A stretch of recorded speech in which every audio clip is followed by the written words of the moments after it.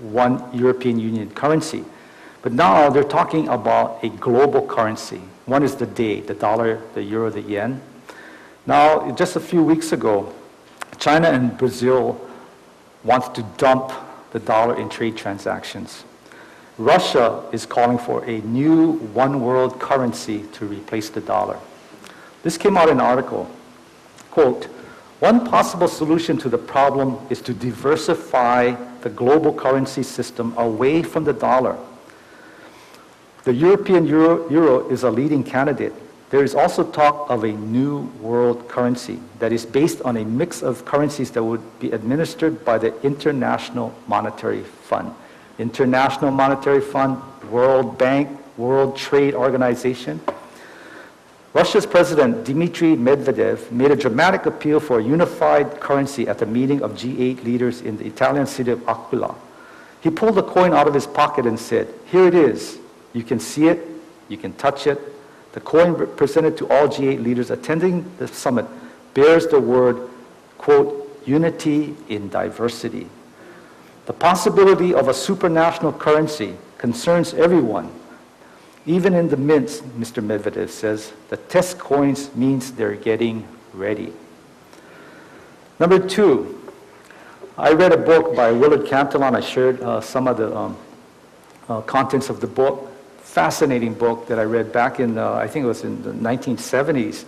And it was called The Death of the Dollar. The Day the Dollar Dies. And people laughed at that. What are you talking about, the day the dollar dies? The dollar is king. The dollar will never die. You know, we Americans, I hate to say it, it's a very arrogant, prideful bunch. The fastest way to destroy a nation is to devalue its currency. Many people have said that, and you can see that in the fall of the US dollar right now, in its currency value. There will be a transfer of wealth away from the US dollar and back into Europe, and the last day's power base will be in Europe. Now, we have started to recoup our losses from this massive economic meltdown from 2008, 2009, this global economic crash or collapse, as some call it, this a financial panic that has gripped the world. And if you're not aware of it, somebody better give an elbow to the next to you, because this has been the headlines internationally, not just here in Hawaii or on the mainland.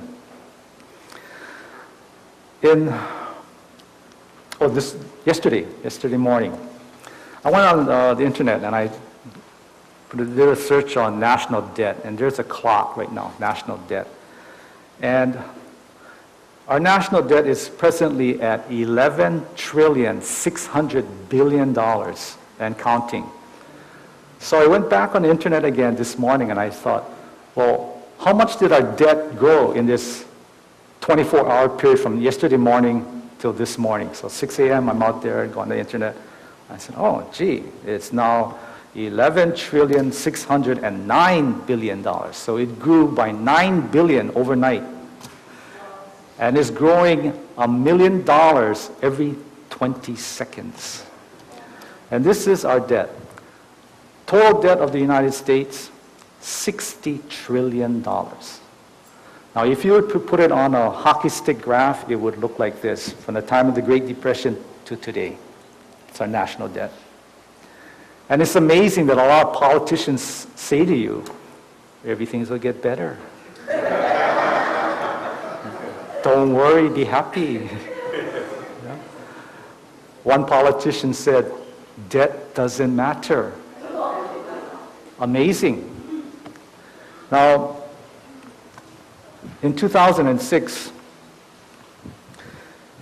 I was talking about this coming global stock market and economic crash, a coming Great Depression. And in 1987, we saw this stock market crash. I even have that newspaper article of 1987. And you're probably thinking, gee, this guy saves all of his old newspapers. The crash of 1987. Panic selling clobbers stock market triggers fear of international crisis, recession in the U.S. Of course, that pales in comparison to what happened just recently in the past few months on a global scale. Now, the number fourth thing is that we would come into a debit card system of paying without cash, or a coming cashless society. Now, this friend of mine who worked with me in this financial institution, we were talking about this coming cashless society because everybody was pushing for this cashless society. So when I gave this talk about this coming cashless society, I mentioned this earlier too, is that people used to laugh. What are you talking about, a cashless society? And I've showed you many articles that the cashless society is already here. The leading proponent of the cashless society is Japan. Watch Japan. This is an article by Hal Lindsey, prophecy writer Hal Lindsey. He says, when I read the headline to Jerome Corsi's story, Economic Meltdown Excuse for New World, at the World Daily Net yesterday, my first thought was, what took them so long?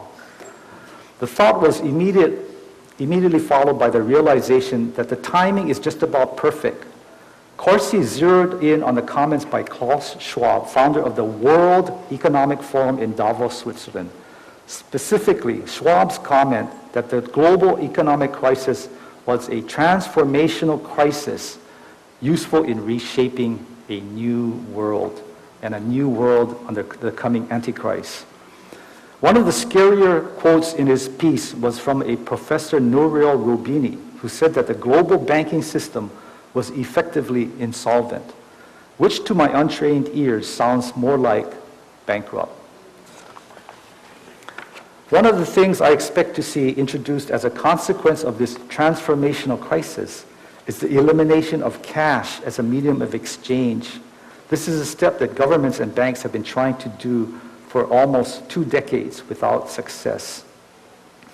But people are desperate, and they do desperate things in desperate times. Another article. This comes from an article entitled, Cash to Become Instinct as Chips Take Off. Cash is accelerating down the path to extinction as new technologies threaten to mark the end of the loose change within a decade. Banks and credit union bosses say cash won't be alone, with wallets and credit cards are likely to disappear too. While your credit card still requires an old swipe through a card reader, businesses are testing a technology that will let you make payments with nothing more than a wave or a tap. How many of you heard of this tap technology? They have like a computer chip, and it's kind of like almost like a keychain thing, and they just tap it, and your bank accounts are debited. Trials of the technology conducted by banks and retailers suggest cardholders' stomachs are the quickest route to contactless payment acceptance. Businesses are investigating radio frequency identification, or RFID technology, that permits payment information. Now, this might sound like a lot of Star Wars technology to you, but remember, how many of you saw the movie, it was called Demolition Man with Wesley Snipes back in the 90s? Yeah, it was a real sci-fi movie that Wesley Snipes gets inserted with a microchip. And it's a new identification that would take place, I think it was like 2012 or whatever it is. And it's a view into the future. Or how about Bourne Identity, Jason Bourne? Yeah? And he gets implanted with this microchip. Now that microchip technology is already here, and people already have that microchip in them. But this coming back to this new world economic monetary system. This is an article. This happened on the Red Sea coast in Egypt. The heads of state from over 50 developing nations in the world have called for a new world order, tackle fallout from the global economic meltdown to prevent a repeat of such a crisis. So you can see that all the nations of the world are trying to come together to prevent another crisis like this, and that all of this is pushing us to a new world monetary system.